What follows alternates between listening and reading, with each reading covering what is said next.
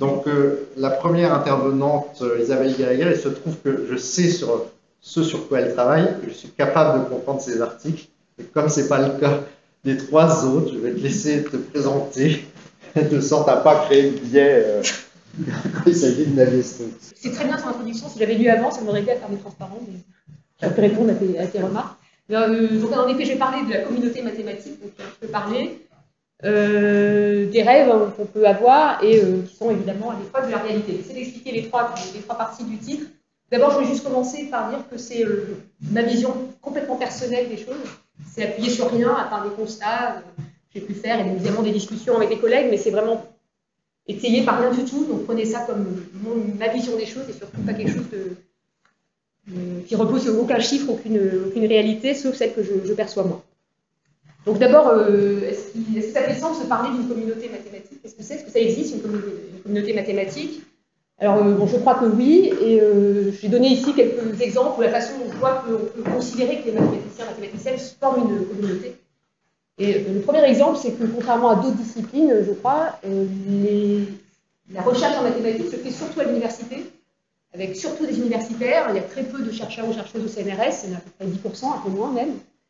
En revanche, presque toute la recherche en mathématiques en France est faite dans une UMR, dans un laboratoire qui est affilié au CNRS. Donc en ce sens, le CNRS a une structure, qui rassemble les mathématiciens et mathématiciennes, même s'ils ne sont pas tous chercheurs ou chercheuses au CNRS.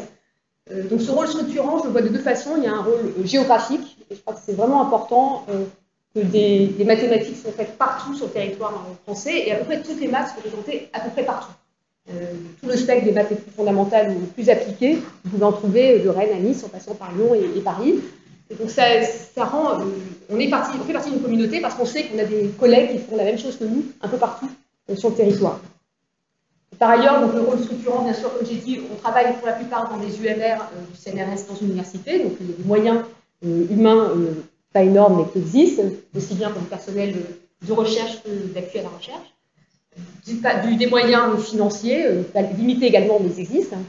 Et surtout, le CNRS a ce rôle structurant qui est lié à ces principes que vous connaissez probablement, de non-localité dans les recrutements, dans les changements de corps.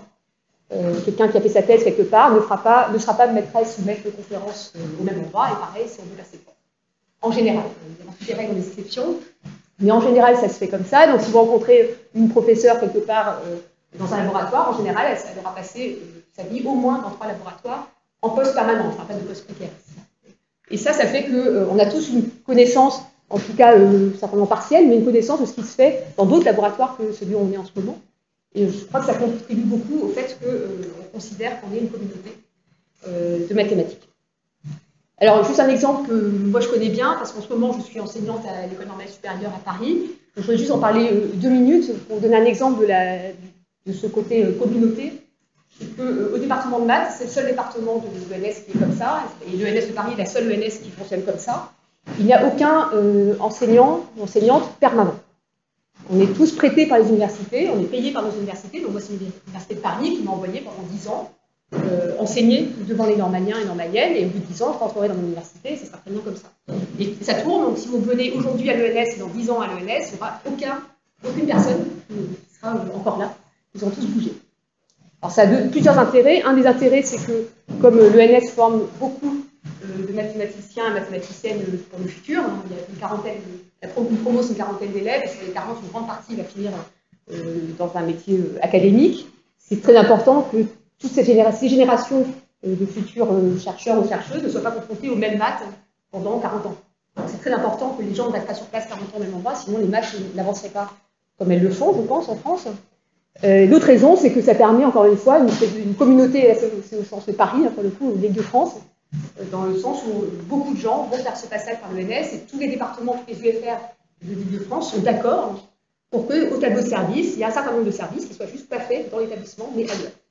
Et je crois que ça contribue aussi à ce côté communauté. Une dernière remarque qui est liée à ce que je disais au début, presque la moitié des contrats doctoraux des élèves normaliens sont en province. Et ça, c'est parce qu'effectivement, il y a des super maths partout en province et dans tous les domaines. Et donc, cette espèce de brassage permanent est, je pense, très important. Et c'est pour ça que je pense qu'on peut aujourd'hui parler de communauté mathématique. Alors, ce que je vais essayer de vous expliquer dans cet exposé, Pour raconter, il y aura beaucoup de portes ouvertes enfoncées à votre exposé. Par exemple, c'est quoi le métier d'enseignant-chercheur ou chercheuse en mathématiques? C'est pareil dans tous les domaines. Je parle de maths parce que c'est ce que je connais. Il y a des choses qui sont des évidences que je vais rappeler. Mais dans ces 4 facettes que je considère qui font partie de notre métier, qui sont la recherche, l'enseignement ou l'encadrement, la diffusion et l'animation de la recherche et de l'enseignement, sur ces 4 facettes qui sont communes, je pense, à toutes les sciences, on a, je crois, des ambitions collectives que je vais essayer de vous raconter, en tout cas telles que je les vois. Et puis ces ambitions, elles sont confrontées à la réalité. Et cette réalité, c'est des causes extérieures, donc Bruno a un tout petit peu parlé, et j'en parlerai également, qui font qu'on n'arrive pas à aller tout à fait dans la bonne direction de nos ambitions, et aussi des causes simplement internes à nous-mêmes. Et là, je pense qu'on peut travailler un petit peu là-dessus. Les causes externes, on peut, on est là pour ça, mais quand c'est à nous, je pense qu'on pourrait faire plus d'efforts, et j'essaierai d'en parler à la fin. Donc, qu'est-ce que c'est que notre métier du point de vue de la recherche? Et donc là, j'essaie de vous raconter comment moi je vois les ambitions collectives des mathématiques depuis longtemps. Alors, il y a des choses que je n'ai pas écrites là, mais si on a un langage commun en mathématiques, on aimerait bien en tout cas avoir un langage commun. C'est de plus en plus difficile parce que les maths sont très très larges. Moi, je ne comprends pas ce que c'est Antoine ni Catherine, mais c'est pas grave, j'ai une vague idée de ce que vous fabriquez, et inversement. Et c'est important qu'on garde au moins un petit peu un langage commun et qu'on identifie des problèmes importants. Ça, c'est un petit peu... faire attention avec cette phrase, je vais essayer d'expliquer tout de suite. Il ne s'agit pas qu'il y ait une ou deux personnes qui décident que tel ou tel sujet est intéressant et tel ou tel, c'est nul. Ce n'est pas le point, mais par contre, collectivement, et je pense que c'est vraiment important le mot collectif ici, il y a des moments où on s'arrête collectivement et on réfléchit à quels sont les problèmes aujourd'hui. À quel moment on fait ça? Par exemple, au Congrès international des mathématiciens et mathématiciennes, on peut considérer que c'est un moment où il y a des gens quand même qui travaillent pendant 1 ou 2 ans à identifier des sujets qu'ils ont envie de voir exposés, qui ont identifié des collègues qu'ils ont envie de voir exposés, et c'est un moment où on s'arrête, ceux qui vont, ceux qui suivent de loin, ou ceux qui lisent sur tous les axes, qui sont en général très bien travaillés. C'est un moment où on fait un point sur un domaine, et parfois on propose des problèmes ouverts, et ça peut initier comme ça des nouvelles thématiques. Il y a d'autres moments, par exemple, notre cher Antoine nous expliquera probablement qu'il y a un séminaire pour Baki, qui est aussi un moment, là pour le coup c'est tous les mois je crois, je dirais ça mieux que moi, où un collectif de personnes décide que ça serait bien que plus de gens soient confrontés à tel ou tel résultat qui paraît important, et c'est bien de le présenter à la communauté. Donc j'en viens peut-être au 3e point tout de suite, qui est justement transmettre à la communauté ce qu'on fait. Je crois que c'est très important de rendre nos résultats accessibles. On travaille pendant un certain nombre d'années sur un sujet, il y a un moment où le sujet parfois devient extrêmement technique, et c'est là que peut-être il faut s'arrêter, se dire qu'est-ce qu'on a fait finalement, de quoi on parle, et le transmettre à d'autres, déjà mathématiciens, mathématiciennes, voire d'autres disciplines. Je suis contente de savoir que Bruno parfois regarde ce que je suis personnel des j'aimerais bien qu'on en parle un jour. C'est très important qu'on arrive à sortir des mathématiques, nous les mathématiciens, mathématiciennes, raconter ce qu'on fait à d'autres disciplines, et même au sein des mathématiques, on soit capable d'expliquer ce qu'on fait. Et pas seulement à son collègue, à la personne qui co-signe les articles avec soi. La technicité, c'est vraiment un danger, je pense, et donc rendre accessibles les résultats, en tout cas au bout d'un certain moment, et rendre accessible à toute la communauté, ou presque, voire à l'extérieur, ça fait partie, je crois, de nos missions et de nos ambitions, j'espère, collectives. Alors évidemment, pour qu'un résultat soit vraiment transmissible, pour qu'il soit validé, le processus de validation est extrêmement important. Là aussi, je crois qu'on est tous d'accord sur le principe que c'est important de relire les articles des collègues. Qui le fait vraiment sérieusement? Je me regarde moi-même en disant ça. On ne fait pas le travail sérieusement. On devrait peut-être tous faire un rapport par article publié, par exemple. Voilà. Et un vrai rapport, pas juste regarder le résumé et dire ça a l'air bien. Et ça, je pense, c'est une ambition qu'on peut-être les gens ont eue il y a longtemps. Et je ne pense pas qu'aujourd'hui, les articles soient tous, en tout cas, relus comme ils devraient. Donc ça fait partie des ambitions collectives importantes auxquelles il faut rester attaché quoi qu'il arrive. Et enfin, et tout ça est relié, la recherche en maths, comme dans beaucoup de domaines, mais beaucoup en maths, ça s'inscrit dans le temps long et même extrêmement long. Ça peut prendre plusieurs générations. En maths, un article ne remplace pas le précédent en général. Sauf si, encore une fois, c'est une avancée technique, ça arrive. Et un théorème peut en remplacer un autre parce que c'est juste une avancée technique, mais très souvent, les mathématiques sont construites vraiment par accumulation de résultats, et un résultat ne remplace pas l'autre, se construit sur l'autre. C'est pour ça que la validation, évidemment, est d'autant plus importante. Et quand on construit cette espèce d'édifice qui est les mathématiques, je reviens un petit peu à cette histoire de diffusion au sein de la communauté, hein, on ne construit pas un édifice dans sa propre direction à soi. Notre ambition, je crois, c'est d'essayer de construire un édifice qui soit aussi large que possible. Et donc, à chaque étage, essayer de voir un peu ce qui se fait autour et de se transmettre autour ce qu'on fait. Bon, tout ça, c'est le monde des bisounours, bien sûr, mais c'est comme ça, en tout cas, que moi, j'aimerais voir notre métier de chercheurs et chercheuses en mathématiques. Alors pour faire ça, qu'est-ce qu'il faut faire? Alors, on a un petit peu parlé, il faut collaborer. Bien sûr, on travaille souvent tout seul, mais la collaboration, pour moi, elle fait partie des... C'est un point clé. Ce proverbe bien connu, je vais me tromper, j'essaie de le dire correctement, seul on va plus vite et ensemble on va plus loin.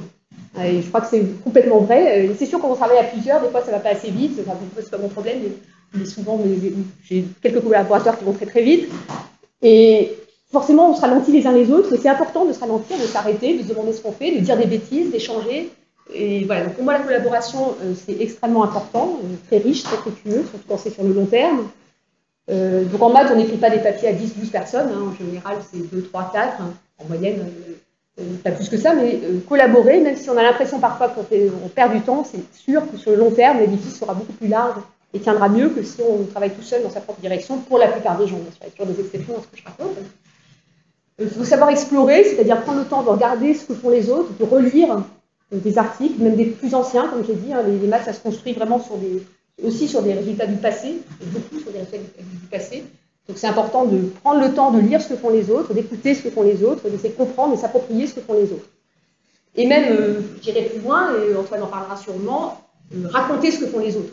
Pas seulement raconter ses propres petits résultats, qui ne sont pas forcément passionnants, mais que nous, évidemment, nous passionnent, mais prendre le temps de lire un autre résultat ou d'autres résultats et les raconter à quelqu'un d'autre, ça c'est, comme ça au moins, un, on sait si on a compris, et deux, souvent on le raconte presque mieux, parce qu'on a super différemment dans la lecture de l'article, et donc c'est important, c'est pas gratifiant peut-être, mais en tout cas du point de vue, on parlera plus tard du monde extérieur, en tout cas pour soi, pour la recherche, c'est très certainement très important. Voilà, et je termine là sur comment faire ça, j'en ai un peu parlé déjà, les excès de technicité, je crois que c'est vraiment devenu un vrai sujet en maths, en tout cas dans la discipline que moi je connais mieux, en analyse. Il y a énormément d'articles tout le temps, et souvent ce sont, pas tout le temps bien sûr, mais souvent ce sont des améliorations techniques, parfois hyper difficiles, redoutables, très difficiles à lire. Une fois qu'on l'a lu, on n'a pas forcément compris en fait pourquoi ça marche, et je crois que c'est vraiment important de sortir un peu de cette ornière de la seule technicité. Et essayer parfois de simplifier une preuve, là aussi ça ne change pas l'énoncé du théorème, mais ça change vraiment beaucoup la compréhension du résultat. Et ça peut prendre beaucoup de temps, ça marche ou ça ne marche pas, mais en tout cas, je pense que c'est quelque chose d'important. Voilà, dans les facettes évidentes de l'enseignant-chercheur ou chercheuse en mathématiques comme n'importe où, on enseigne, on encadre, et là aussi, dans le monde rêvé, qu'est-ce que c'est qu'enseigner? Évidemment, c'est transmettre le savoir, quel que soit le niveau, mais c'est aussi prendre en compte où on est, d'où viennent les étudiants et où ils vont, de manière individualisée. Là, je parle vraiment dans le monde idéal dont on rêve tous.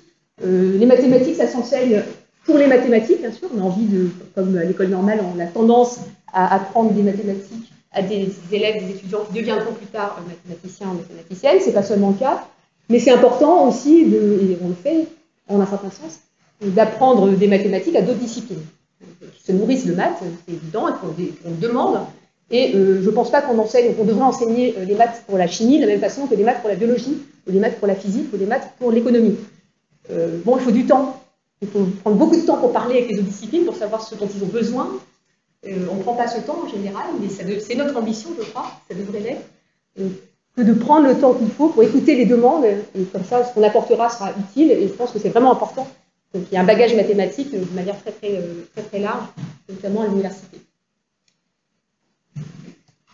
La diffusion, ça fait aussi partie, pour moi, de quelque chose de fondamental, et Bruno en a pas mal parlé tout à l'heure. Il faut qu'on transmette ce qu'on fait, ce qu'on sait faire, au plus grand public.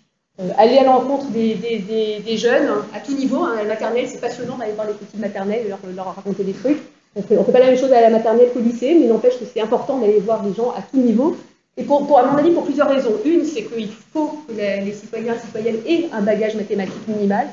Ça ne veut pas dire savoir résoudre une équation du second degré, parce que ça, je pense qu'on s'en fiche pas mal, en fait. Mais par contre, savoir résoudre, savoir ce que c'est qu'une probabilité, savoir ce que c'est qu'une statistique, savoir raisonner, ça, par contre, c'est vraiment important. Et il faut que ça soit fait à tout niveau, bien sûr pour les élèves dans toutes les classes, mais aussi au niveau du grand public.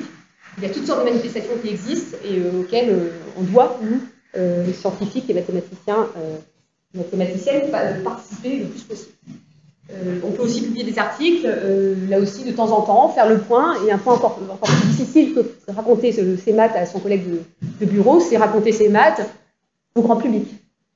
Qu'est-ce qu'on fait? Après tout, on est quand même payé, la plupart d'entre nous, on est fonctionnaires. Qu'est-ce qu'on fait? Est-ce qu'on peut transmettre au grand public? Qu'est-ce qu'ils font, ces chercheurs, dans leur coin, dans l'université? Et il y a des choses qu'on peut raconter, évidemment, des choses qu'on ne peut peut-être pas. Il y a des choses qui sont racontables et il faut le faire. Il faut faire cet effort, ça prend du temps. Mais je crois que c'est vraiment extrêmement important. Et puis pour que tout ça marche, bien sûr, il faut qu'on soit là aussi aux manettes. Il faut qu'on administre aussi bien la recherche que l'enseignement. Il ne faut pas laisser ça à des professionnels. Je crois que c'est très important qu'à tous les niveaux, dans toutes les instances ou n'importe quel établissement, ce soit des enseignants-chercheurs et chercheuses qui soient aux décisions. Et c'est important aussi que ça tourne. Les gens qui sont dans ces instances-là, il faut qu'ils aient un ancrage dans l'enseignement et la recherche, c'est évident. Et qu'ils soient aussi capables de dire de temps en temps, ce que vous faites là, je ne suis pas d'accord, je retourne dans mon laboratoire, je n'ai aucun problème avec ça. On n'est pas lié avec une prise de décision, on est dans un laboratoire, dans un département, on peut y retourner quand on veut. Et je pense que ça donne beaucoup de pouvoir, en fait, d'avoir cette possibilité de dire c'est pas grave, je vais retourner à ma recherche jusqu'à ce que ça aille mieux. Et on n'est pas complètement coincé par ces activités d'animation. Mais c'est extrêmement important, bien sûr, de prendre le temps de le faire. Et c'est là que j'arrive aux difficultés que tout ça peut créer. Bien sûr, la recherche est financée, on en a parlé. Donc, comme tu as dit, les maths ont plus besoin d'un ordinateur et de créer un tableau. Bien sûr, ce n'est pas complètement vrai. On est financé de plein de manières. Et le financement, là, je pense que tout le monde est à peu près de savoir que le financement récurrent est de plus en plus faible. Et de plus en plus, les universités, les organismes de recherche demandent à ce que les gens arrivent avec des financements propres, des ressources propres. Et donc ça veut dire qu'il faut répondre à des appels à projets, si on répond à ces injonctions-là, il faut quelque part que notre activité d'enseignant-chercheur ou chercheuse soit en adéquation avec les demandes de ces financeurs. De la même façon, notre activité est évaluée. Alors là, je n'ai aucun problème avec le fait que notre activité soit évaluée. Je suis contre l'évaluation en soi. Je pense que c'est sain, de temps en temps, qu'on s'arrête et que quelqu'un regarde un peu ce qu'on fabrique. Non, la seule question, c'est comment est-ce qu'on regarde et ce qu'on en fait. Mais l'évaluation en soi, ça me paraît quelque chose d'assez sain, si c'est bien fait. Donc elle peut être faite notamment pour recruter quelqu'un, on regarde ce qu'il a fabriqué ou ce qu'elle a fabriqué, pour la financer, pour accorder une promotion, une décharge, en passe. On passe son temps à être évalué, en fait, pour toutes sortes de raisons. Et des personnes passent leur temps à nous évaluer pour toutes sortes de raisons également. Ces évaluations sont à plusieurs niveaux. Je pense que c'est important de se rendre compte qu'il y a des évaluations nationales, par exemple au niveau du CNU, du CNRS, locales au niveau de l'université, c'est pas tout à fait pareil, ou bien ad hoc au niveau des financeurs. Et tout ça fait que l'équilibre dont je parlais tout à l'heure, des 4 facettes qui paraissent fondamentales de notre métier, est fragilisé. Pourquoi? Parce que les personnes qui évaluent, le plus souvent, ne regardent que l'activité de recherche. Alors ça, c'est une chose. C'est quelque chose que moi j'ai souvent vu, et j'ai peut-être même dit ce genre de choses au CNU. Quand on voit un dossier arriver de quelqu'un qui n'a pas fait de recherche parce que la personne est occupée à faire autre chose, par exemple administrer la recherche, on va dire bah, celle-là, elle passera en local, hein, cette candidature-là, parce que c'est au CNU qu'on va regarder ça quand même. Et ça, en fait, c'est pas normal. Notamment parce qu'en local, il y a toutes sortes de biais. Hein. Une promotion locale, ça peut être tout à fait biaisé. Alors, une promotion nationale paraît un petit peu, ça dépend évidemment, mais un petit peu plus objectif peut-être. Donc la recherche devient le point clé si on veut progresser, si on veut, quel que soit le moment où on veut être évalué, la recherche devient le point clé. C'est un premier problème qui met à mal l'équilibre entre les 4 facettes. Et en plus, le temps du politique, évidemment, n'est pas le même temps que le temps de la recherche. Donc, ça, c'est aussi assez évident. Et du coup, qu'est-ce qui va se passer? On va un petit peu oublier nos grandes ambitions pour essayer de publier vite et pas forcément bien, mais en tout cas vite et beaucoup, pour que le dossier augmente, pour que le dossier soit plus conséquent. Et comme vous le savez, hein, les chiffres bibliométriques deviennent quelque chose d'important. On regarde de plus en plus le nombre de publications, de moins en moins leur qualité, parce qu'on n'a pas le temps. Je parle même de nous en tant qu'évaluateurs, parce que tout ça, hein, c'est nous, en fait. C'est pas quelqu'un de vraiment extérieur qui fait ça. À la fin, le comité de sélection, c'est nous. Et nous, dans le comité de sélection, on va regarder, bah, cette personne-là, elle a vu le public, ça en a 5. Ah, c'est pas pareil. C'est notre travail de dire, mais est-ce qu'on pourrait ouvrir l'article parce qu'il y a ce qu'elle tente?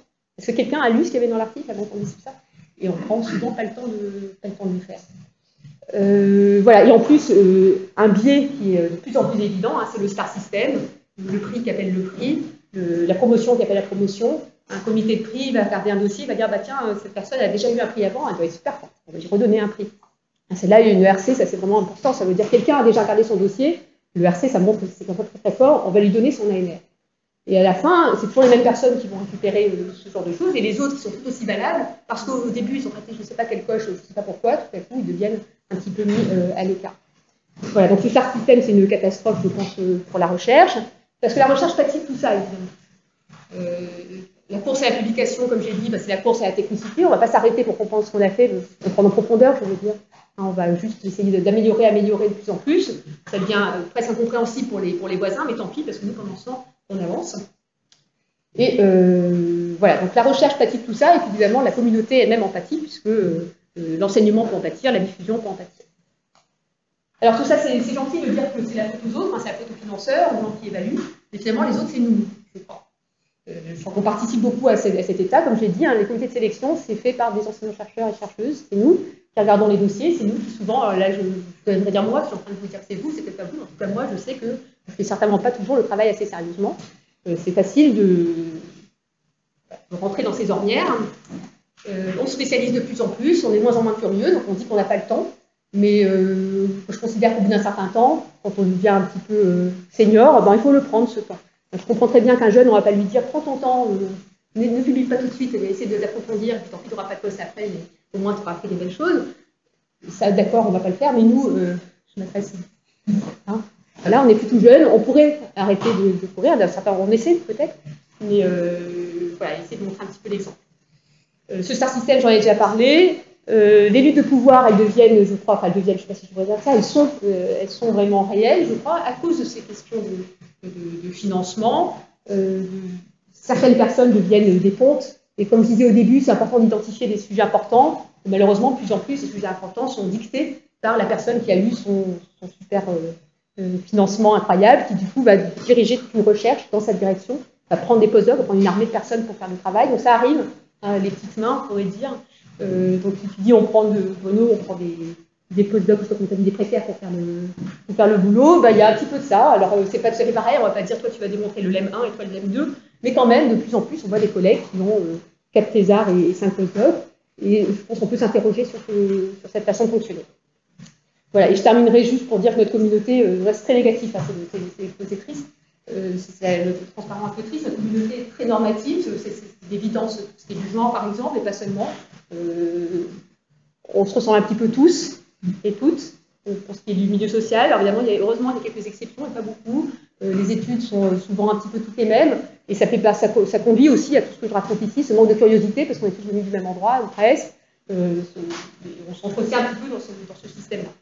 Voilà, donc je vais m'arrêter là. Et voilà, on peut poser vos questions s'il y en a. Merci.